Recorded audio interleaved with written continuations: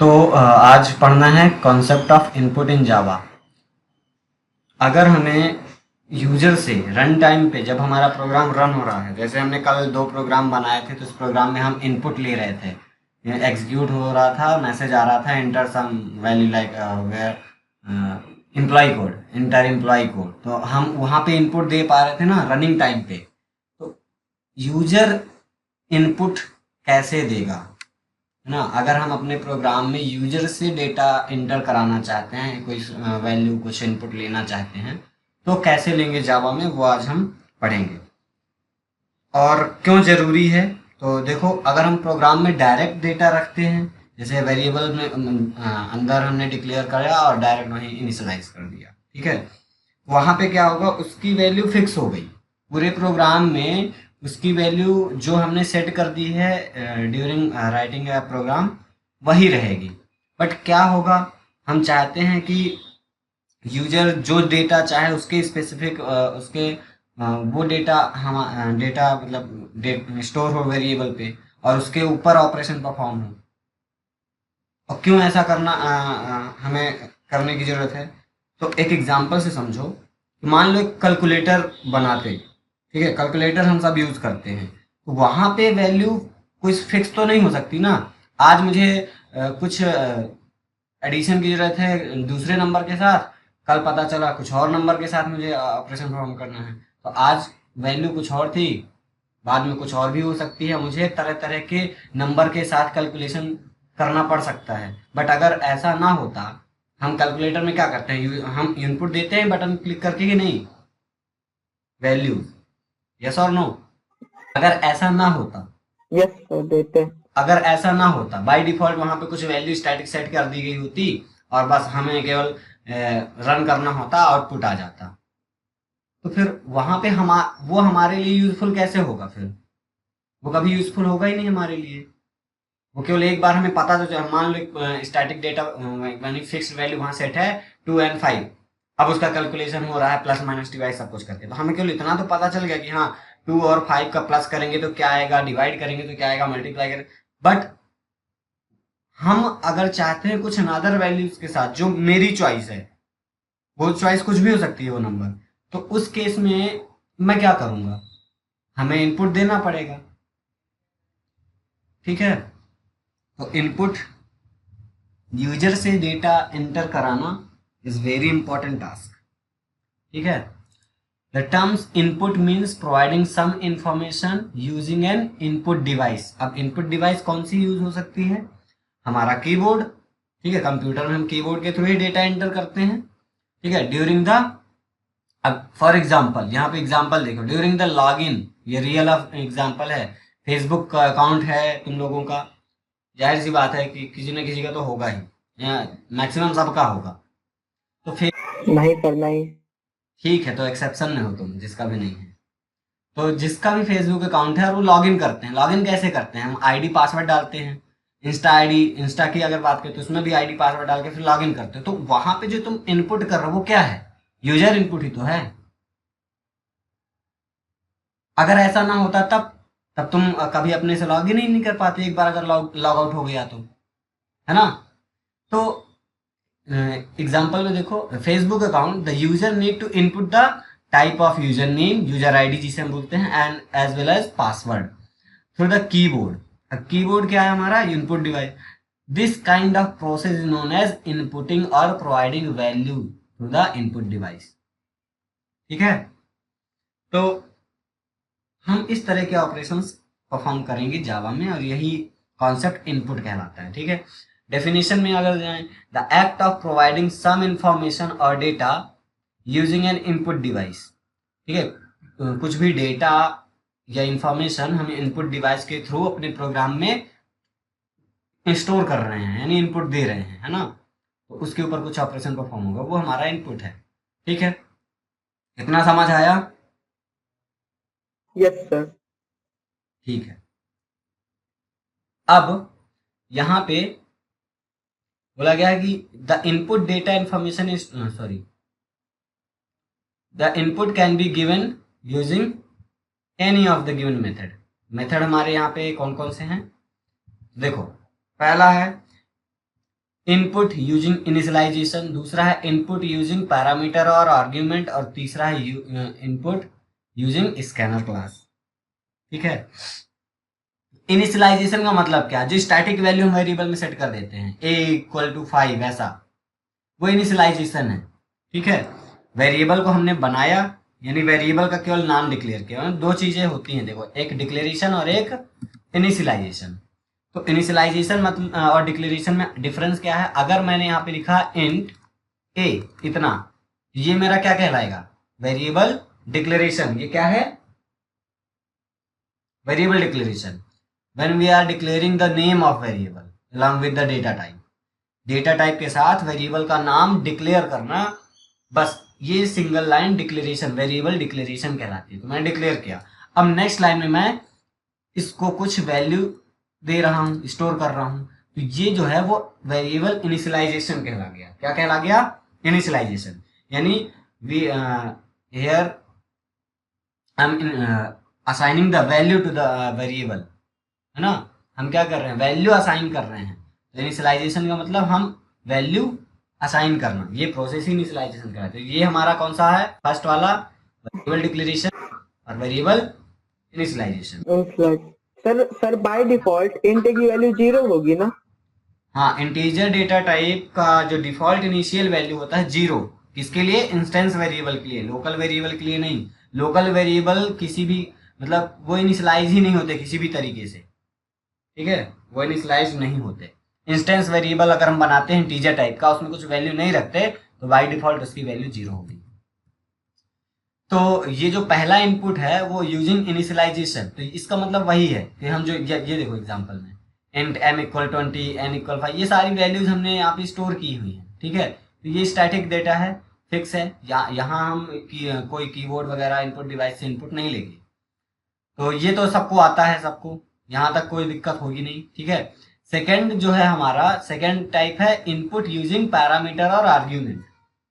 ठीक है, तो पैरामीटर और आर्ग्यूमेंट क्या होता है, जो फंक्शन जब बनाते हैं तो फंक्शन के नाम के बाद जो पैरेंथेसिस होता है, ब्रैकेट, और उसके बीच में कुछ वेरिएबल डिक्लेयर करते हैं, उसमें वैल्यू कुछ फिर रिसीव करते हैं, वो प्रोसेस हमारा, उसके थ्रू भी हम इनपुट ले सकते हैं वैल्यू। कैसे लेंगे, देखो, अगर मैं यहाँ पे एक मेथड बनाऊं वाइड सो, और यहाँ पे एक पैरामीटर मैंने डिफाइन कर दिया ए नाम का। ठीक है, अब यहाँ पे अगर मैं प्रिंट कराऊं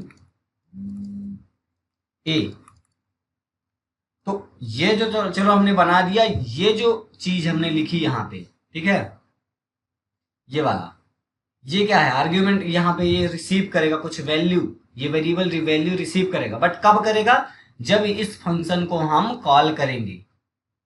तो ड्यूरिंग द इन्वॉकिंग, इन्वॉक करना यानी कॉल करना, during the invoking of this method और function we can pass the value and that value is received by this variable a. समझ आया, कैसे कॉल करेंगे, या तो हम किसी अनदर फंक्शन के अंदर सिंपल ऐसे सो लिख के पास कर दें, कॉल कर दें, यहाँ 5 लिख दें, तो ये 5 यहाँ पे पास हो जाएगा, तो ए की वैल्यू 5 यहाँ पे स्टोर हो जाएगी और यहाँ पे 5 प्रिंट कर देगा। या फिर हम ब्लूजे में एक्सप्लिसिट बाहर ऑब्जेक्ट बनाए और देन कॉल करें, तो भी हम कर सकते हैं। तो ये हमारा दूसरा मेथड होता है, इसको अभी मैं करके दिखाऊंगा। ठीक है, अभी ये मैं थ्योरेटिकली समझा रहा हूँ, प्रैक्टिकल देखोगे तो और क्लियर होगा।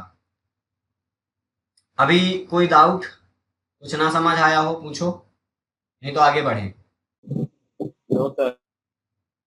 सब क्लियर है? तो इस तरीके से ये सेकंड ऑप्शन हो गया, यूजिंग आर्ग्यूमेंट ऑफ पैरामीटर। ठीक है, हम वैल्यू इनपुट ले सकते हैं, यानी प्रोग्राम में वैल्यू हम स्टोर करा सकते हैं यूजिंग पैरामीटर। ठीक है, दूसरा हम कैसे इनपुट ले सकते हैं, स्कैनर क्लास का यूज करके। Scanner class is a predefined class in Java library and in this class have multiple methods for the different data types to input the value। ठीक है, इसको हम पढ़ेंगे, कल प्रोग्राम में इसका कुछ कुछ यूज भी किया था, बट अभी चलो पहला वाला प्रैक्टिकल करने की जरूरत है नहीं, सेकंड वाला मैं प्रैक्टिकल करके दिखाता हूँ। ठीक है, तो ब्लूजे ओपन कर लेते हैं।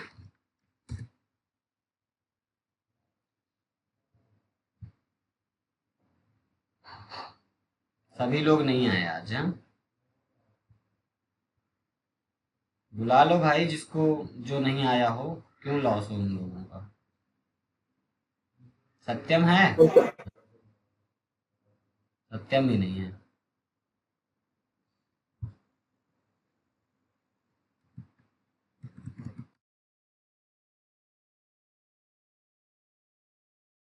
जो पढ़ने वाले बच्चे सर वो सब आए हैं।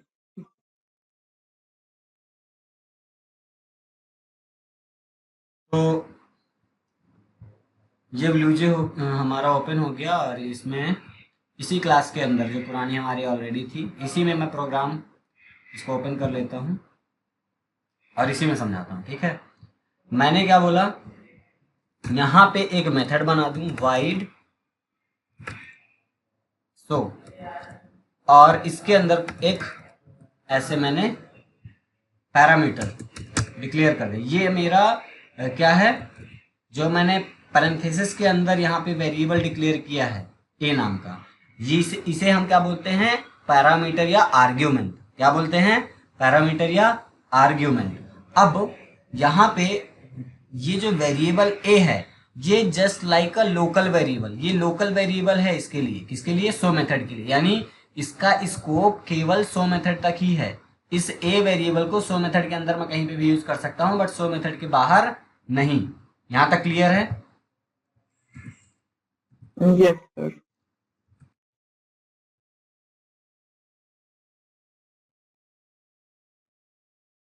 अभी है क्या?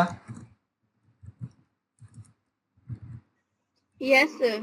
समझ आ रहा है? हाँ सर, आ रहा है। अब मैं क्या बोला कि ये मैंने मेथड बना दिया।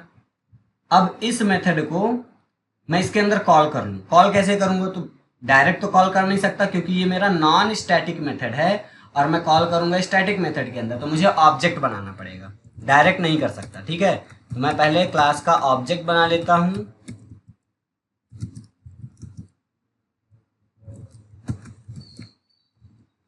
और सर, हाँ, नॉन स्टैटिक मेथड क्या होता है? जिसके सामने स्टैटिक नहीं, नॉन मतलब नॉन स्टैटिक मतलब स्टैटिक नहीं है ना, इसके सामने, इस फंक्शन के पहले मैंने स्टैटिक कीवर्ड लिखा क्या कहीं? No sir. तो ये नॉन स्टैटिक मेथड है। ये मेरा मेन मेथड के पहले मैं यहाँ पे स्टैटिक कीवर्ड यूज कर रहा हूँ, मतलब ये स्टैटिक मेथड है। नॉन स्टैटिक मेथड को मैं इंस्टेंस मेथड बोलूंगा, और स्टैटिक को तो स्टैटिक मेथड बोलूंगा। यानी ये मेरा इंस्टेंस मेथड है। तो चाहे वो इंस्टेंस वेरिएबल की बात करें या इंस्टेंस मेथड की बात करें, वो स्टैटिक मेथड के अंदर डायरेक्ट एक्सेस नहीं करा जा सकता। With the help of object we can access them. ठीक है, यस सर। तो मैंने इसलिए यहाँ पे ऑब्जेक्ट में, अब ये स्टैटिक और नॉन स्टैटिक में डिफरेंस क्या है वो हम आगे पढ़ेंगे आने वाले चैप्टर्स में। ठीक है, डिटेल में। तो अभी मैंने यहाँ पे ऑब्जेक्ट बनाया, और इस ऑब्जेक्ट की हेल्प से मैं सो मेथड को कॉल करूंगा। लेकिन सो मेथड को ऐसे नहीं कॉल कर सकते। ये तो मैंने नाम लिख दिया, लेकिन इसका पूरा सिग्नेचर क्या है कि सो को कॉल करो, बट कॉलिंग टाइम में ये जो पैरामीटर है यहाँ पे हमने डिक्लेयर किया, इसको चाहिए कुछ वैल्यू, तो यहाँ पे पास करो वो चीज। इसीलिए यहाँ पे रेड रेड आ रहा है क्योंकि ये एरर दे रहा है। तो मैंने यहाँ पे 10 पास कर दिया। तो अब यहाँ पे मैंने ये क्या किया, फंक्शन को क्या किया, ये क्या है मेरा फंक्शन,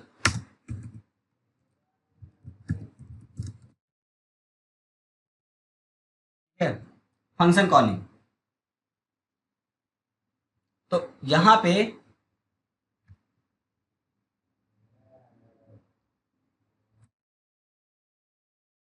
मैंने जब इस मेथड को कॉल किया, सो नाम के मेथड को, तो सो नाम का बॉडी कंपाइलर इसके पास जाएगा जहां पे सो डिक्लेयर डिफाइन है। और डिफाइन जब यहाँ पे कंपाइलर जाएगा तो ये 10 को साथ में लेता हुआ जाएगा, जो ए में स्टोर होगा। मतलब 10 कहाँ डायरेक्ट पास हो रहा है, यहाँ से सीधा पास हो रहा है ए पे। देन अंदर ये बॉडी एग्जीक्यूट करेगा, तो ए की वैल्यू क्या प्रिंट करेगा, जो पास हुई है यहाँ पे 10, और हमें आउटपुट में क्या मिलेगा, 10। देखो मैं इसको रन करता हूं, वैल्यू ऑफ ए इक्वल 10 आया। Yes sir. दूसरा तरीका ये है कि मान लो हम यहाँ पे नहीं कॉल कर रहे, तो मैं बोला था ना कि वो बाहर से कॉल करते हैं ब्लूजे में, ऑब्जेक्ट बना के रेड कलर का कोने में बनता है। तो मैंने सिंपल ऐसा ही कर दिया, ये मेरा डिफाइन हो गया और मैं अभी इसको कॉल नहीं कर रहा, सिंपल कंपाइल किया, नो प्रॉब्लम। अब मुझे यहाँ पे कॉल करना, अब ये मेरा स्टैटिक मेथड तो है नहीं, तो कॉल करने के लिए मैं यहाँ पे सबसे पहले बाहर आऊँगा और यहाँ न्यू सिंपल में क्लिक करके ऑब्जेक्ट क्रिएट करूँगा। ओके में क्लिक किया, ये ऑब्जेक्ट यहाँ पे बन गया। अब यहाँ पे राइट क्लिक करूँगा, ये मेरा मेथड दिख रहा है वाइड शो, और जैसे जैसे मैं क्लिक करूँगा तो ये देखो बोल रहा है कि ठीक है आप वाइड शो को कॉल कर रहे हो, बट इसको चाहिए एक वैल्यू, ये यहाँ पे वो इसलिए टेक्स्ट बॉक्स भी आ रहा है कि इसमें जो वैल्यू देना चाहते हो। मैंने बोला 5 दे दो, चलो ओके में क्लिक किया, तो वैल्यू ऑफ इक्वल 5, तो जो वहां हमने टाइप करेंगे वही वैल्यू ए में जाके पास हो जाएगी। समझ आया? Yes sir. Yes, sir. भाग गया। ठीक है, तो इस तरीके से हम यूजिंग पैरामीटर भी इनपुट ले सकते हैं। फिर से देख लो, ये मेरा प्रोग्राम है और मैं सिंपल यहाँ पे पैरामीटर डिक्लेयर किया हूँ, और इसको इस पैरामीटर में वैल्यू कब हम पास करेंगे, जब फंक्शन को कॉल करेंगे। और ये मेरा ऑब्जेक्ट है, इस फंक्शन में क्लिक करके मैं एक फंक्शन कॉल करने जा रहा हूँ। जैसे कॉल किया, ये बोला कि यहाँ पे वैल्यू पास करो, इंट ए जो वेरिएबल है उसकी जगह पे कुछ वैल्यू स्टोर करना है, हमें बताओ क्या वैल्यू पास करें। मैं अभी बोल दिया 15 कर दो, ओके रन कर दिया और ये वैल्यू अब क्या आ गई 15। तो इस तरीके से हम पैरामीटर का यूज करके वैल्यू पास कर सकते हैं। ठीक है, समझ आया? Yes, sir. चलो फिर समझ आया तो अच्छी बात है। ये देखो यहाँ पे ये मेन के अंदर 2 पैरामीटर एम एन करके ऐसा बनाया हुआ है, ठीक है। और जब ये कॉल करेगा तो इस तरीके से, क्योंकि अब इसमें 2 पैरामीटर थे, तो यहाँ पे 2 टेक्स्ट बॉक्स आएंगे इनपुट लेने के लिए, एक एम के लिए और एक एन के लिए। समझ रहे हो? जैसे मेरे पास एक ही पैरामीटर मैंने डिक्लेयर किया था, तो केवल एक ही सिंगल बॉक्स आ रहा था। समझे? कोई दिक्कत है? Yes, sir. कोई दिक्कत किसी को? और बस यहाँ पे वैल्यू पुट किया उसने, और जैसे ही ओके में क्लिक करेगा तो ये आउटपुट भी क्या दे रहा है, जो कैलकुलेशन किया होगा। जैसे यहाँ पे बॉडी में देखो कि यहाँ पे एम और एन का मल्टीप्लाई करके सी में रख रहा है और देन प्रिंट करा रहा है। तो एम में अगर 20 आया, एन में 5, तो आंसर क्या आएगा, मल्टीप्लाई करके जो वैल्यू आएगी, है ना। तो ये बन जाएगा सभी से। प्रश्न भी? Yes, sir. सर यस लक्ष्य सत्यम। Yes, sir. Yes. चलो, अब हमारा जो लास्ट एंड मेन जो हमें सीखना है, ठीक है, very important, input using scanner class. ठीक, तो स्कैनर क्लास प्रीडिफाइंड क्लास है, स्कैनर क्लास प्रीडिफाइंड क्लास है, और ये किस पैकेज के अंदर है, कल हमने इंपोर्ट किया था जब, तो हमने शुरू में कुछ लिखा था ना, जावा डॉट यूटिल, और इसके बाद हम Dot स्कैनर लिख दें। ठीक है, तो ये जो है ये पैकेज का नाम है जावा डॉट यूटिल, और इस पैकेज के अंदर स्कैनर क्लास है। थोड़ा देर के लिए पैकेज समझो, हर बार पैकेज पैकेज आता है। पैकेज यानी, पैकेज मतलब फोल्डर जैसा कुछ है, ठीक है। पैकेज को हम क्या बोल सकते हैं, ये एक फोल्डर जैसा है। अब यहाँ पे डॉट रिप्रेजेंट कर रहा है कि ये पहला फोल्डर है और इस फोल्डर के अंदर यूटिल फोल्डर, यानी मेरे पास एक फोल्डर था जावा नाम का, ठीक है, और जावा के अंदर एक दूसरा फोल्डर है यूटिल नाम का, और इसके अंदर क्लास है स्कैनर। और स्कैनर के अलावा और भी तमाम क्लासेस होगी, उसमें उसमें से एक है स्कैनर। तो हम पूरा पाथ प्रोग्राम में कैसे लिखते हैं, हम लिख देते हैं जावा, जावा के अंदर है यूटिल नाम का फोल्डर और इस फोल्डर के अंदर है स्कैनर क्लास। इस तरीके से हम पूरा लिख देते हैं। समझ आया? बोलो। Yes sir.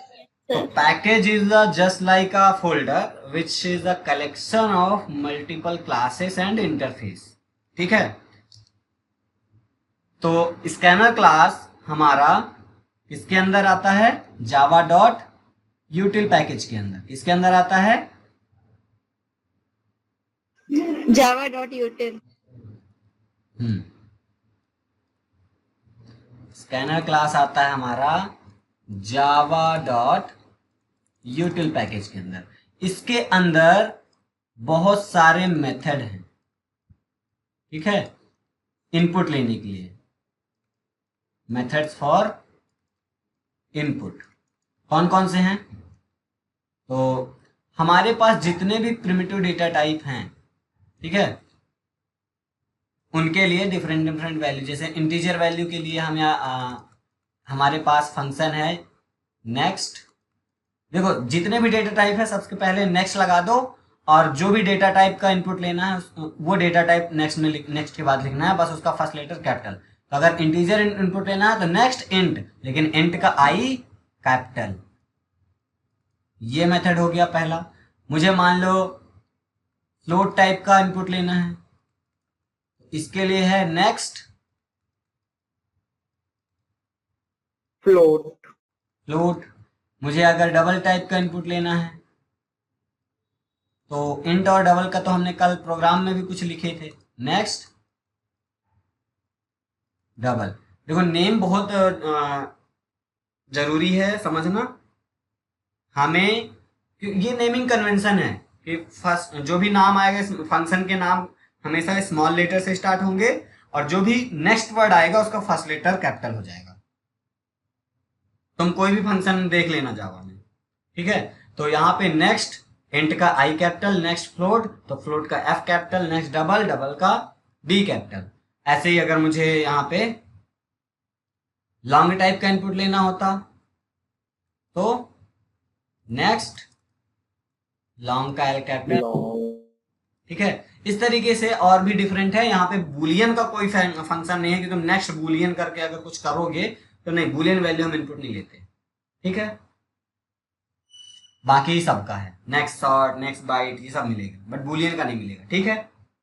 बन जाएगा अभी फंक्शन याद हो गया है ना, याद करने की जरूरत नहीं है, बस नेक्स्ट नेक्स्ट तो सब में शुरू में लगाना है और डेटा टाइप का लास्ट में नाम लिख देना है, लेकिन लेटर कैपिटल, बीच में स्पेस नहीं, पूरा एक सिंगल वर्ड है। तो जो जो हम लिख रहे हैं ये पूरा एक सिंगल वर्ड की तरह है, बीच में ये स्पेस मत दे देना, ठीक है।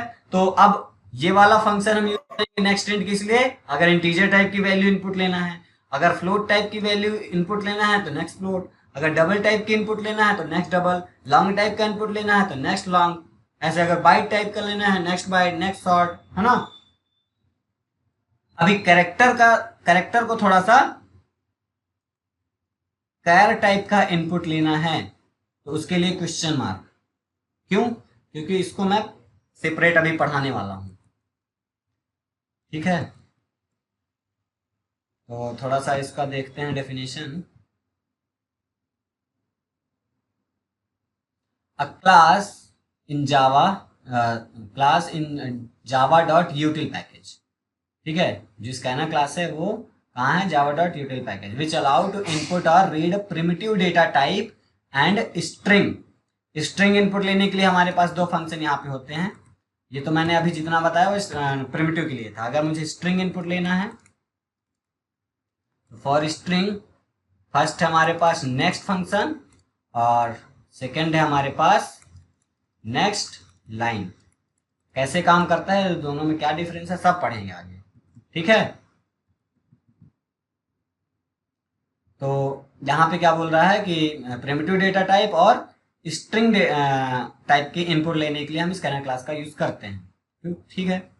और ये इनपुट लेता है फ्रॉम द इनपुट स्ट्रीम, अब ये इनपुट स्ट्रीम जो है इसको थोड़ा सा हाईलाइट कर लो अपने दिमाग में। क्या?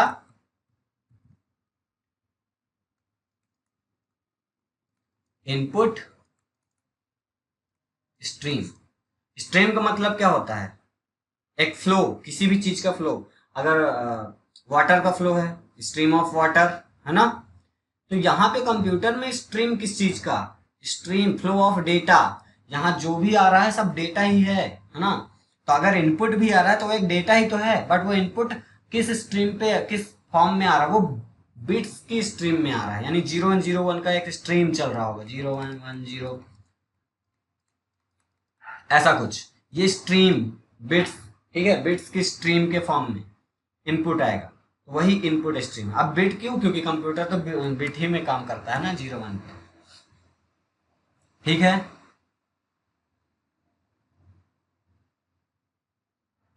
समझ आया? Yes, sir. Yes, sir. Yes, sir. हम्म।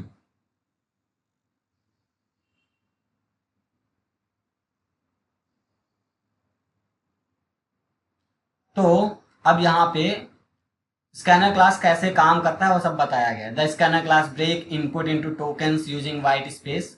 मतलब जो स्कैनर क्लास है वो जो डेटा इनपुट आ रहा है उसको ब्रेक करता है टोकन्स में यूजिंग स्पेस। यानी कि वो स्पेस या कुछ भी बीच में स्पेस को एज अ डेलिमिनेटर यूज करता है अलग अलग टोकन्स क्रिएट करने के लिए। कि अगर मान लो इनपुट आया, यहाँ पे एग्जांपल देखो, अगर इनपुट आया जावा प्रोग्रामिंग लैंग्वेज, तो यहाँ पे हर एक वर्ड के बीच में जो स्पेस है उससे इसने अलग अलग 3 टोकन कैटेगराइज कर लिए। स्पेस की वजह से इसे पता चल गया कि हाँ 3 वर्ड्स है यहाँ, और उसने उसके अकॉर्डिंग 3 टोकन्स जनरेट किए। Token 1 Java, token 2 programming and token 3 language. ठीक है, इस तरीके से काम करता है। और the resulting tokens may then be converted into values of different primitive type। जो भी tokens आया, मतलब इनपुट आया, उसको tokens में कन्वर्ट किया और देन ब्रेक किया टोकन में, देन उसे वेरिएबल्स में स्टोर कर लेता है, जिस टाइप का वेरिएबल है, प्रिमिटिव टाइप। ठीक है, या फिर जिस टाइप का, वो डिपेंड करता है ना वेरिएबल कैसा हमने यूज किया और किस टाइप का हमने फंक्शन यूज किया, तो उसके अकॉर्डिंग वो उस टाइप की वैल्यू में कन्वर्ट करके स्टोर कर देता है। देन यहाँ पे कैसे यूज करेंगे वो देखो। तो यहाँ पे स्कैनर क्लास के मेथड्स जो हैं उनका यूज करके हम इनपुट लेंगे। ठीक है, तो अब उन मेथड्स को यूज करने के लिए सबसे पहले हम क्या करते हैं, स्कैनर क्लास का हमें ऑब्जेक्ट बनाना पड़ता है। ठीक है, क्या करना पड़ता है? ऑब्जेक्ट बनाना पड़ता है। तो ऑब्जेक्ट बनाने के लिए जो सिंटेक्स है वो यहाँ पे देखो ब्लू कलर में हाईलाइटेड है। स्कैनर क्लास का नाम एज इट इज लिखना है, देन यहाँ पे ऑब्जेक्ट का नेम या जो वेरिएबल जिसे हम बोलते हैं स्कैनर टाइप, एक क्लास है तो उस क्लास टाइप का वेरिएबल नेम यहाँ डिक्लेयर करेंगे। ठीक है, ये नाम कुछ भी हो सकता है। कल हमने प्रोग्राम में एससी बनाया था, जनरली एससी नाम से हम दे देते हैं हमेशा, आदत सी हो गई है अब एससी एससी करके, क्योंकि स्कैनर का शॉर्ट फॉर्म एससी बोल देते हैं, है ना? बट नाम कुछ भी हो सकता है, वो फिक्स नहीं है कि नहीं हमें हमेशा एससी नाम का ही ऑब्जेक्ट बनाना है, वो नाम कुछ भी हो सकता है। ठीक है, स्कैनर, उसके बाद ऑब्जेक्ट का name equal new operator, then scanner वापस से, देन ये सिस्टम डॉट इन। ठीक है, तो इसको समझो। हमने मान लो स्कैनर क्लास का ऑब्जेक्ट बनाना है, तो सबसे पहले स्कैनर क्लास का नाम लिखना है, देन ऑब्जेक्ट का नाम ओबीजे या कुछ भी, मैं मान लो एससी ही लिख लेता हूं, नाम कुछ भी हो सकता है। ठीक है, देन इक्वल न्यू, वापिस से स्कैनर क्लास का नाम, और इसके ब्रैकेट में हमने लिखा सिस्टम डॉट इन। बन गया। अब ये क्या है? स्कैनर क्लास है। ठीक है, ये हमारी क्लास है, ये हमारा वेरिएबल नेम है स्कैनर टाइप का, जिसे हम ऑब्जेक्ट भी बोल देते हैं। ये हमारा क्या है? ऑब्जेक्ट नेम इक्वल, इस वेरिएबल पे क्या कर रहे हैं? ठीक है, अच्छा, एक्चुअली पे ये जो नाम है ना एससी, ये ऑब्जेक्ट नहीं है, ये तो वेरिएबल है। ऑब्जेक्ट हमारा ये वाला पार्ट है, ये हमारा क्या है, ऑब्जेक्ट, जिसको हम स्टोर कर रहे हैं इस वेरिएबल पे यूजिंग इक्वल ऑपरेटर। ठीक है, असाइन। तो समझ आया क्या बोल रहा हूं? जनरली हम सब बोलते रहते हैं कि ये हमारा ऑब्जेक्ट है, बट एक्चुअल में जब हम चाहे क्लास का ऑब्जेक्ट बना रहे हैं या किसी भी क्लास का, हम यहाँ पे स्कैनर क्लास का ऑब्जेक्ट बना रहे हैं, हम अपना यूजर डिफाइन जो क्लास बनाते हैं उसका भी ऑब्जेक्ट बनाते हैं, तो किसी भी तरह का ऑब्जेक्ट जब भी बनाते हैं तो न्यू के साथ जो आगे पूरा वो कंस्ट्रक्टर जैसा लिखा होता है, ये फंक्शन जैसा, ये न्यू के बाद ये पूरा एरिया ऑब्जेक्ट होता है एक्चुअल पे, और उस ऑब्जेक्ट का रेफरेंस हम स्टोर करते हैं उस वेरिएबल पे, और देन हम यूज कर पाते हैं। समझ आया? ये कुछ इस तरीके से है कि मान लो हमने ए में 5 रखा, और देन हम कहीं पे भी ए यूज करेंगे तो हमें 5 ही मिलेगा, या फिर डायरेक्ट कहीं पे भी 5 यूज कर लो। समझा? तो हम डायरेक्ट हर जगह 5 ना लिख के उस मतलब यहाँ पे अनदर वर्ड में हम इसका वो एग्जांपल दिया था जस्ट, हाँ, यहाँ 5 में ना कंफ्यूज हो जाना। तो हम यहाँ पे ये जो स्कैनर क्लास का ऑब्जेक्ट बन रहा है, इसको हम स्टोर कर रहे हैं एक वेरिएबल में, और बाकी हम हर जगह फिर उसे रीयूज कर रहे हैं बार बार। इससे होगा क्या, बार बार मुझे ये लाइन लिखनी नहीं पड़ेगी। इस तरह में तो अगर मैं वेरिएबल पे इसमें ना स्टोर करता, मुझे हर बार इतनी लाइन लिखनी पड़ती। समझे? जो बोला अभी वो क्लियर है या कोई डाउट है? जो नो नहीं सर, सब क्लियर। एक्चुअल पे हमारा ऑब्जेक्ट कितना पार्ट होता है, ये वाला इक्वल के जस्ट बाद वाला, जहां से न्यू ऑपरेटर स्टार्ट होता है। ठीक है, तो उसका एड्रेस हम यहाँ पे स्टोर करते हैं। तो ये नॉर्मली ये हमारा वेरिएबल होता है, क्या होता है, बट इन जनरल हम सब लोग यही बोलते हैं कि ये हमारा ऑब्जेक्ट है, बट ये ऑब्जेक्ट का रेफरेंस स्टोर कर रहा है और कुछ नहीं। तो ये हो गया। तो ये हमारा क्लास हो गया, ये हमारा ऑब्जेक्ट नेम जनरली कहते हैं, बट ये हमारा वेरिएबल का नेम है स्कैनर टाइप का, जो कि ऑब्जेक्ट को स्टोर कर रहा है, जनरली ऑब्जेक्ट बोल देते हैं। देन इक्वल ऑपरेटर क्या कर रहा है, जो ऑब्जेक्ट ये बन रहा है इसका रेफरेंस हम इसमें स्टोर कर रहे हैं यूजिंग इक्वल ऑपरेटर। यहां तक क्लियर हुआ? यहां तक क्लियर हुआ? Yes sir. हाँ, तो ये हो गया इक्वल ऑपरेटर तक। देन बात करते हैं ये न्यू क्या है। New is a operator. जैसे एक ऑपरेटर हमने देखा था इंस्टेंस ऑफ, वैसे ही न्यू भी एक ऑपरेटर है। क्या है ये? Operator. It is also a keyword. इसीलिए जब भी तुम कभी भी नोटिस करना प्रोग्राम में, न्यू हमेशा स्मॉल में लिखा जाता है, और वो कलर्ड में आता है, हाईलाइट होके रेड कलर से। ठीक है, मतलब ये हमारा क्या है, कीवर्ड भी है यानी रिजर्व वर्ड, और ये एक ऑपरेटर भी है। ठीक है, हम समझ गए कि ये कीवर्ड है ऑपरेटर, बट ये करता क्या है, हमने लिख तो दिया, बट किस लिए लिख रहे हैं हम ये चीज।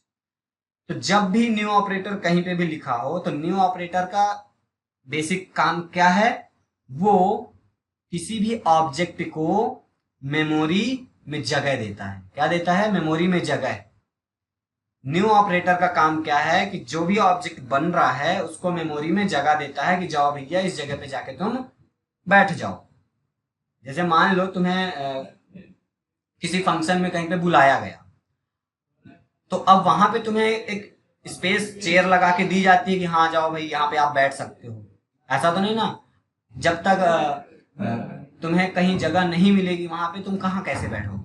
तो वो जगह देने का काम कोई ना कोई कर रहा होता है। तो यहाँ पे प्रोग्रामिंग में कोई भी ऑब्जेक्ट बनता है, उस ऑब्जेक्ट को मेमोरी एलोकेट करने का काम, क्योंकि यहाँ पे जगह इसको मेमोरी में मिलनी है, ये मेमोरी में जाके कहीं ना कहीं स्पेस रिजर्व करके बैठेगा। तो मेमोरी एलोकेट कराने का काम कौन करता है? New operator. तो new operator is used to allocate the memory of object. Object को मेमोरी एलोकेट करने के लिए न्यू ऑपरेटर का यूज करते हैं। जरूरी नहीं है ऑब्जेक्ट बस को, कहीं पे भी अगर न्यू ऑपरेटर कहीं पे भी तुम्हें दिख रहा है यूज हो रहा है, तो उसका काम वहां पे यही होगा कि वो मेमोरी एलोकेट कर रहा है। ठीक है, समझ आया? Yes sir. अब इसके बाद ये क्या है, वापस से स्कैनर क्लास देन पैरेंथेसिस। तो इसको ओवरऑल हम कंस्ट्रक्टर बोल सकते हैं, बट साइड में अभी इसको थोड़ा सा स्किप कर दो कंस्ट्रक्टर, क्योंकि अभी हम पढ़े नहीं, स्पेशल टाइप का मेथड होता है। बट जब आप कंस्ट्रक्टर पढ़ चुके होंगे तब फिर और क्लियर होगा कि हाँ एक्चुअल पे क्या हो रहा है। बट ठीक है, फिलहाल के लिए अभी इतना ही समझो कि फिर से हमने क्लास का नाम लिखा और पैरेंथेसिस के अंदर हम कुछ आर्ग्यूमेंट पास करने हैं। ठीक है, और ये आर्ग्यूमेंट क्या है, सिस्टम डॉट इन। तो सिस्टम का एस कैपिटल है, मतलब सिस्टम फिर से वापस क्या है, क्लास है। सिस्टम हमने दो चीज देखी, एक सिस्टम डॉट इन और एक सिस्टम डॉट आउट। प्रिंटर में लिखते हैं ना सिस्टम डॉट आउट और सिस्टम डॉट इन। तो ये जो सिस्टम है वो तो कॉमन है, ये सिस्टम क्या है, कॉमन है, ये क्लास है। यहाँ पे भी सिस्टम वही क्लास थी जो वहां प्रिंटलन में लिखते हैं, वो सिस्टम वही क्लास है। ठीक है, बट वहां पे प्रिंटलन के साथ हम आउट लिख देते हैं और यहाँ पे हम लिख रहे हैं इन। तो आउट का मतलब क्या है इनका, तो आउट का मतलब आउटपुट से था, इन का मतलब इनपुट से है। अभी हम इनपुट ले रहे हैं, तो हम सिस्टम के थ्रू इनपुट ले रहे हैं, सिस्टम के स्टैंडर्ड इनपुट डिवाइस यानी कीबोर्ड से। और जो इनपुट आ रहा है वो स्टैंडर्ड इनपुट स्ट्रीम से आ रहा है। तो ये हमारा जो ऑब्जेक्ट है वो है स्टैंडर्ड इनपुट स्ट्रीम क्लास का। ठीक है, ये देखो यहाँ पे लिखा हुआ है ना इनपुट स्ट्रीम, मैंने बोला था हाईलाइट करके, देखो इसे। तो system dot in, system is a class dot in, ये क्या है हमारा, ये इनपुट स्ट्रीम का ऑब्जेक्ट है। ओवरऑल हमें इनपुट लेना था, तो सिस्टम क्लास के थ्रू हम स्टैंडर्ड इनपुट स्ट्रीम के थ्रू इनपुट लेने के लिए हम ये वैल्यू ये एज अ पैरामीटर यहाँ पास कर रहे हैं। ठीक है, जब हमें आउटपुट में प्रिंट करना होता था तो हम सिस्टम डॉट आउट, क्योंकि हम आउटपुट डिवाइस में यानी मॉनिटर में प्रिंट कराना चाहते थे सिस्टम का स्टैंडर्ड आउटपुट डिवाइस में। यहां तक क्लियर है? Yes sir, yes sir. तो ये सिंटेक्स प्रॉपर हमें यूज करना है जब भी हम स्कैनर क्लास का ऑब्जेक्ट बनाना है। ठीक है, ये पूरा सिंटेक्स मैंने एक्सप्लेन कर दिया। बट ऑब्जेक्ट बनाने से पहले हमें इंपोर्ट करना होता है पैकेज, ये वाला। ठीक है, इंपोर्ट कैसे करेंगे वो भी हम आगे देखते हैं। चलो इसको इरेज कर दूं पूरा। तो अब हमने ऑब्जेक्ट बनाना सीख लिया। ठीक है, ऑब्जेक्ट बना लिया, तो ऑब्जेक्ट का यूज करके यूजिंग डॉट ऑपरेटर हम उसके फंक्शन कॉल करेंगे और इनपुट ले पाएंगे। बट उससे भी पहले हमें सबसे प्रोग्राम में सबसे टॉप पे उस क्लास को इंपोर्ट करना पड़ेगा जिस क्लास को हम यूज करने वाले हैं। इंपोर्ट करेंगे देन ऑब्जेक्ट बनाएंगे देन यूज करेंगे। तो इंपोर्ट करने के लिए हमारे पास इंपोर्ट स्टेटमेंट होता है। हमने लिखा import Java dot util dot star और import Java dot util dot scanner. ठीक है, ये हमारा फर्स्ट और ये हमारा सेकंड, दोनों में से कोई भी यूज कर सकते हो। अंतर क्या है कि जो जावा डॉट यूटिल पैकेज है, ठीक है, जो हमारा पैकेज है जावा डॉट यूटिल,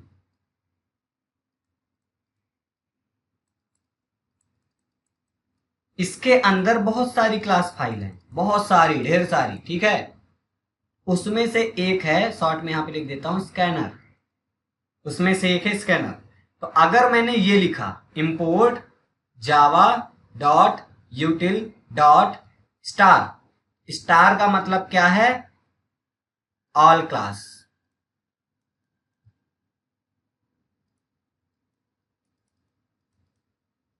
और इंटरफेस, जो भी उस पैकेज के अंदर जितनी भी क्लासेस एंड इंटरफेसेस जो भी हैं, सबके सब हमारे प्रोग्राम में इंपोर्ट हो जाएंगी। ठीक है, और हमारा जो ये इंपोर्ट है ये क्या है, keyword which is help to import the package. ठीक है, import keyword is help to import any package in the Java program. ठीक है, इंपोर्ट कीवर्ड की मदद से हम कोई भी पैकेज इंपोर्ट कर पाते हैं अपने प्रोग्राम में, देन उसे यूज कर पाएंगे। एक्टिवेटिंग द पैकेज, एक्टिवेट करने के लिए इंपोर्ट स्टेटमेंट यूज करते हैं। तो स्टार का मतलब क्या है, अगर मैंने लिखा जावा डॉट यूटिल डॉट स्टार, तो स्टार का मतलब कि इस पैकेज के अंदर जितनी भी क्लासेस हैं और इंटरफेस, वो सभी हमारे प्रोग्राम में इंपोर्ट हो जाएं। हमें जरूरत किसकी थी, केवल स्कैनर क्लास की, बट स्कैनर क्लास के अलावा और भी जितनी क्लासेस थी वो भी इंपोर्ट हो गई। ठीक है, कोई दिक्कत नहीं है, सब हो गई ना। उसमें उसके साथ स्कैनर है कि नहीं, हाँ है, तो हम स्कैनर का डायरेक्ट यूज कर सकते हैं इस स्टेटमेंट के थ्रू भी। बट इससे होगा क्या, अननेसेसरी क्लासेस जिनका कोई यूज है ही नहीं वो भी इंपोर्ट हो रही हैं, ठीक है, स्टार लगाने से। और दूसरे, ये जो दूसरा स्टेटमेंट है ये वाला, यहां पे हमने स्पेसिफाई कर दिया क्या, ओनली स्कैनर क्लास ही इंपोर्ट हो। जावा डॉट यूटिल पैकेज के अंदर बहुत सारी क्लास हैं, बट कौन सी क्लास इंपोर्ट हो हमारे प्रोग्राम में, ओनली ये स्कैनर वाली, ठीक है, हमने ये स्पेसिफाई कर दिया। और स्टार का मतलब यहाँ ऑल, यहाँ पे ऑल सबको कर रहे थे, तो यहाँ पे केवल एक ही क्लास आएगी, यहाँ पे सभी क्लास आ गई, ठीक है। ये अंतर है दोनों में, समझ आया। यस सर, आ गया। किसने बोला यार आ गया,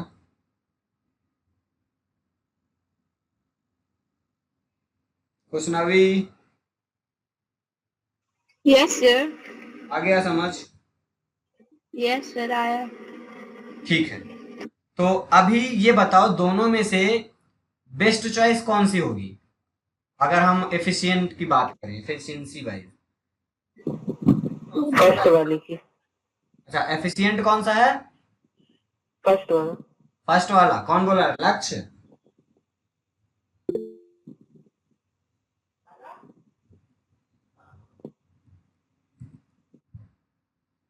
तुम्हें बोल रहे हो लक्ष्य, सत्यम। अच्छा सत्यम बोला है। तो बाकी लोग कौन सा एफिशिएंट है दोनों में से। हम इंपोर्ट स्टेटमेंट दो तरीके से यूज कर सकते हैं स्कैनर क्लास के लिए, और दोनों ही वैलिड है, चलेगा, बट एफिशिएंट कौन सा है। सर अपनी अपनी कंडीशन के अकॉर्डिंग। नहीं, मान लो हमें केवल अभी स्कैनर क्लास ही इंपोर्ट करना है, तो बस अब इसका क्या एप्लीकेशन होगा, स्कैनर क्लास यूज करना चाहते हैं बस, तो अब इन दोनों में से कौन सा एफिशिएंट स्टेट, 2 नंबर। कौन सा, 2 नंबर। Second number. कौन बोला, नाम बताते जाओ। खुशनवी। ओके, बाकी ज्योति, सर 2 नंबर। लक्ष्य, सर फर्स्ट नंबर। और वैभव,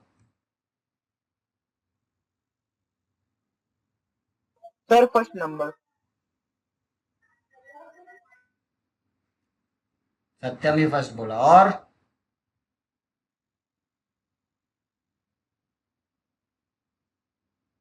बाकी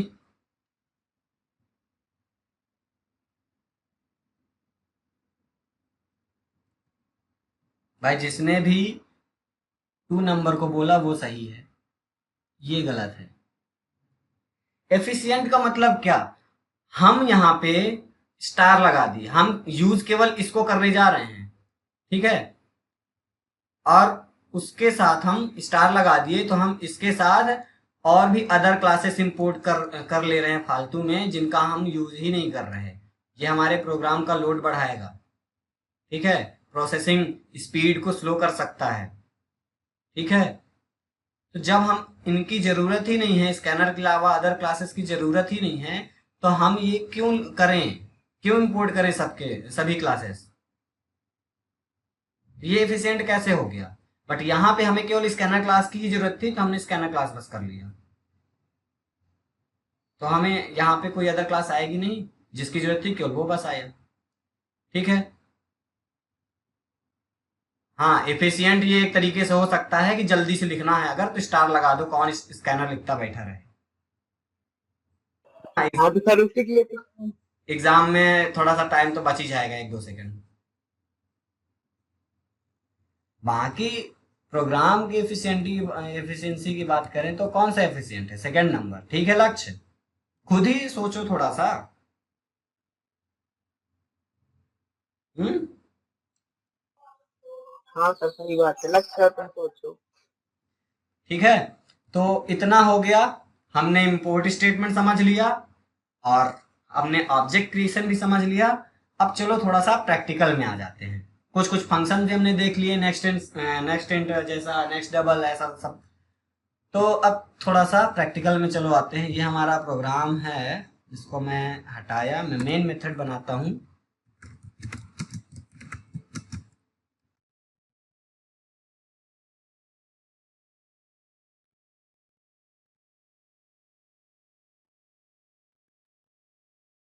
अब मुझे इस प्रोग्राम में इनपुट लेना है। तो सबसे पहले क्लास के जस्ट ऊपर, क्लास बनाने से पहले इंपोर्ट स्टेटमेंट लिखना पड़ेगा। मैंने लिखा import Java dot util dot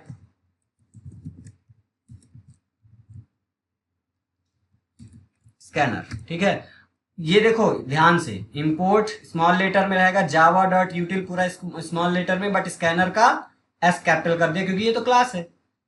but Java dot यूटिल ये पूरे स्मॉल में। ठीक है, लास्ट में सेमी कॉलन। इसके बाद यहाँ पे हम ऑब्जेक्ट बनाएंगे। सबसे पहले तो हमने लिखा scanner SC equal new scanner और system dot in, then semicolon. ठीक है, इसके बाद हमें इनपुट लेना है। इनपुट लेने के लिए मैसेज प्रिंट कर दूं पहले।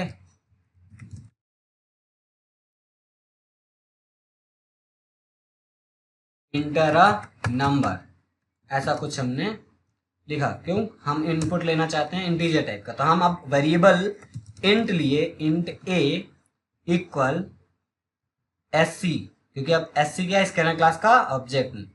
डॉट नेक्स्ट, उस ऑब्जेक्ट की हेल्प से, यानी स्कैनर क्लास का ऑब्जेक्ट की हेल्प से स्कैनर क्लास के फंक्शन को कॉल कर रहे हैं। कौन सा? नेक्स्ट इंट, क्योंकि मुझे क्या चाहिए था? इंटीजर टाइप का। ठीक है, ये स्पेस में जानबूझ के ऐसे दे रहा हूं ताकि अच्छा थोड़ा सा क्लियर दिखे, बाकी वो दिक्कत नहीं करेगा। ठीक है, और अब मैं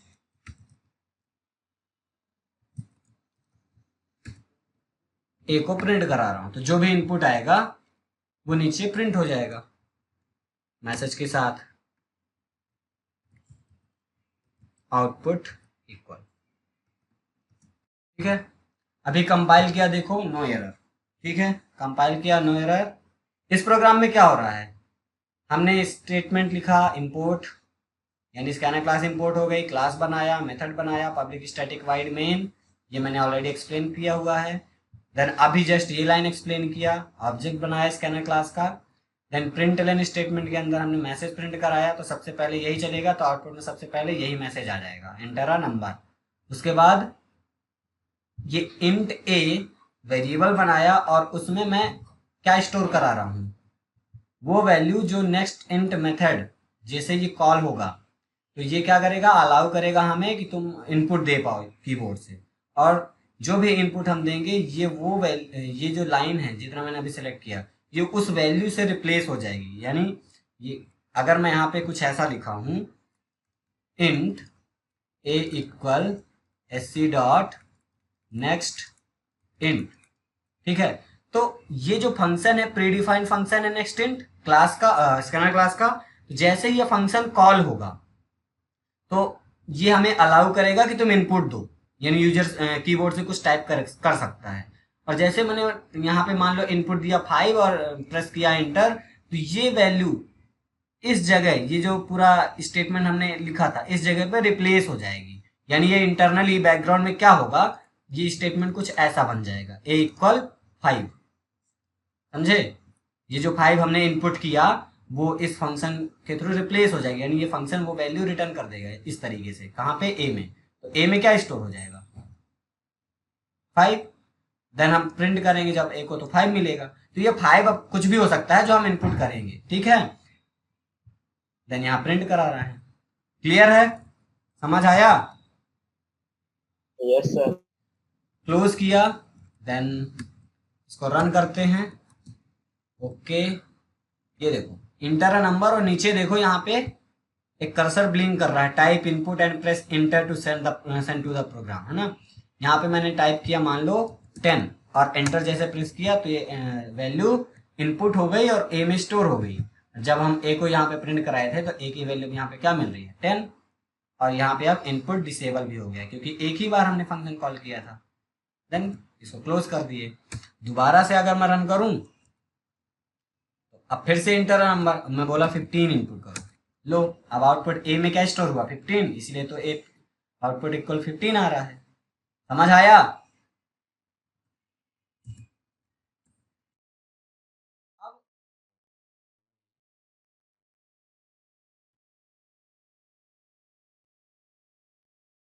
अभी मैंने कहा ये एससी की जगह कुछ भी नाम हो सकता है। मैंने मान लो लिख दिया अपने ही नाम, ओबी। लो नाम कुछ भी हम दे सकते हैं। वैलिड आइडेंटिफायर, आइडेंटिफायर के रूल्स पढ़े थे ना, तो बस अब जो नाम दिया उसी नाम से फंक्शन को भी कॉल करेंगे, कुलदीप डॉट नेक्स्ट इंट ऐसा करके चलेगा। लो कंपाइल किया, चल गया, नो एरर, है ना, बन जाएगा। Yes sir. अगर मुझे ऐसे ही इंटीजर की जगह पे डबल टाइप का वैल्यू इनपुट लेना होता तो मैं वेरिएबल डबल बनाता और यहाँ पे इंट की जगह नेक्स्ट डबल करता। ठीक है, कंपाइल करूंगा, नो एरर, रन किया। अब मैं यहाँ पे 10.5 ऐसा लिखा, अब पॉइंट वाली वैल्यू दे पा रहा हूँ, है ना। तो इस तरीके से फंक्शन सारे प्रैक्टिकल कर लेना, बन जाएगा। समझ आया सबको? किसी को कोई doubt? Scanner class? No sir. No doubt? No sir. Okay, very good. Khushnabi समझ आ रहा है? यस सर, आ रहा। सत्यम? Yes sir. ठीक है, अब देखो ये जो एग्जाम्पल 2 है यहाँ पे बोल रहा है कि तुम इस तरीके से भी ऑब्जेक्ट बना सकते हो। कैसे? पहले तुम वेरिएबल बना लो जिसे हम रेफरेंस वेरिएबल बोलते हैं। स्कैनर क्लास का मैंने यहाँ पे वेरिएबल बना लिया, बट उस वेरिएबल में अब ऑब्जेक्ट का जो एड्रेस है, ऑब्जेक्ट का रेफरेंस वैल्यू वो स्टोर करा रहा है नेक्स्ट लाइन पे। तो हम ऐसा भी कर सकते हैं, बिल्कुल चलेगा, कोई डाउट नहीं इसमें। ठीक है, देखो यहाँ पे ये लो ऑब्जेक्ट नेम पहले बना दिया, बट अब इस ऑब्जेक्ट को इनिशियलाइज कर रहे हैं हम यूजिंग दिस। ठीक है, नेक्स्ट लाइन पे इस ऑब्जेक्ट में वैल्यू स्टोर करा रहा हूं। कौन सी वैल्यू? मैंने क्या बोला था, इस ये एक्चुअल पे ऑब्जेक्ट इतना है, इस ऑब्जेक्ट को स्टोर करा रहा हूं इस वेरिएबल पे जो कि स्कैनर टाइप का था। ठीक है, उसका रेफरेंस वैल्यू, तो इस ऑब्जेक्ट का रेफरेंस इसमें स्टोर हो जाएगा। देन चलाएंगे, बिल्कुल चलेगा। नो कंपाइल किया, देखो नो सिंटेक्स एरर, और वापिस से ये देखो 10.5 1.5 लो। ठीक है, तो ऐसा भी चलता है। ठीक है, important, in the above example scanner is a keyword और अ क्लास। तो भैया कीवर्ड को तो यहाँ पे तुम रेड कलर से अच्छे से बढ़िया काट दो। Scanner is not a keyword any more. समझ आया? कुछ भी, ये क्लास है, ठीक है, कीवर्ड नहीं है। Scanner is not a keyword, this is a class that must begin with capital S. ठीक है, the scanner support data entry during the execution of the program, यानी रन टाइम पे, एग्जीक्यूशन टाइम पे program पे हम input लेना चाहते हैं तो उस केस में हम स्कैनर क्लास का यूज कर सकते हैं। ठीक है, यूजिंग रिलेवेंट मेथड्स हैं अपने पास स्कैनर क्लास के अंदर कई सारे। और यहाँ पे जो ओबी किया हुआ है वो क्या है? ऑब्जेक्ट और वेरिएबल। ठीक है, that belong to the scanner class. This object और variable OB control all the input activity of the scanner class. Instead of OB you can write any name. ठीक है, वो मैंने ऑलरेडी एक्सप्लेन कर दिया है सारी चीजें। Then system dot in is a input stream, ठीक है, ये भी बताया कि सिस्टम डॉट इन हमारा क्या है, इनपुट स्ट्रीम है, which control the input buffer in a memory, जो स्ट्रीम ऑफ बाइट्स बिट्स जो भी आ रहे हैं उनको मेंटेन करता है मेमोरी। बफर एक मेमोरी का टाइप है, ठीक है, पार्ट है, ठीक है, तो वहां उसको कंट्रोल करता है। अब इसका फंक्शन स्कैनर क्लास का यूज करना है, तो स्कैनर क्लास का को इंपोर्ट कैसे करना है वो यहाँ पे दिखाया जा रहा है। दो तरीके हैं, स्टार और स्कैनर, दोनों चीजें मैंने बता दी हैं। आगे बढ़ें, ये कुछ फंक्शंस हैं जो जो प्रिमिटिव डेटा टाइप्स के लिए अवेलेबल हैं। नेक्स्ट सॉर्ट, नेक्स्ट इंट, ठीक है, next long, then next float, next double, और नेक्स्ट जो है और नेक्स्ट लाइन ये स्ट्रिंग के लिए होता है। कैरेट 0 कैरेक्टर इनपुट लेने के लिए, एंड देन क्लोज स्कैनर का ऑब्जेक्ट क्लोज करने के लिए। अभी मैंने ये 3 चीजें नहीं बताई हैं। पहला तो कैरेट फंक्शन होगा, ठीक है, बट कैरेट ये अकेला फंक्शन नहीं है। दूसरा नेक्स्ट फंक्शन होगा और नेक्स्ट लाइन, ठीक है। Next single word string input लेने के लिए, विदाउट स्पेस स्ट्रिंग इनपुट लेने के लिए यूज करते हैं। और next line line of text paragraph input लेने के लिए कर सकते हैं। कैरेट कैरेक्टर, बट ये कैरेट डायरेक्ट इतना नहीं काम करता। इसको हम आज है टाइम क्या, आज तो नहीं, बट ये तीनों के तीनों कल डिटेल में पढ़ेंगे, ठीक है। कैरेट देन उसके बाद कैरेट ऐसा कुछ लिखते हैं, char at 0 dot next, sorry उल्टा लिख दिया, नेक्स्ट डॉट कैरेट 0, ऐसा नेक्स्ट डॉट कैरेट 0, ऐसा कुछ सिंटेक्स होता है कैरेक्टर इनपुट लेने के लिए। वो मैं सारी चीजें कल बताऊंगा क्या कैसे काम करता है, ठीक है। Yes sir. तो ये सभी फंक्शन हैं जो यूज करते हैं हम इनपुट लेने के लिए, ठीक है। तो ये तीन फंक्शन को छोड़कर बाकी सारे फंक्शन का प्रैक्टिस करना, ठीक है। हर एक तरह का इनपुट लेके देखना, फोन से करना, जिसके पास लैपटॉप नहीं है ऑनलाइन कंपाइलर गूगल में चलता है, ठीक है।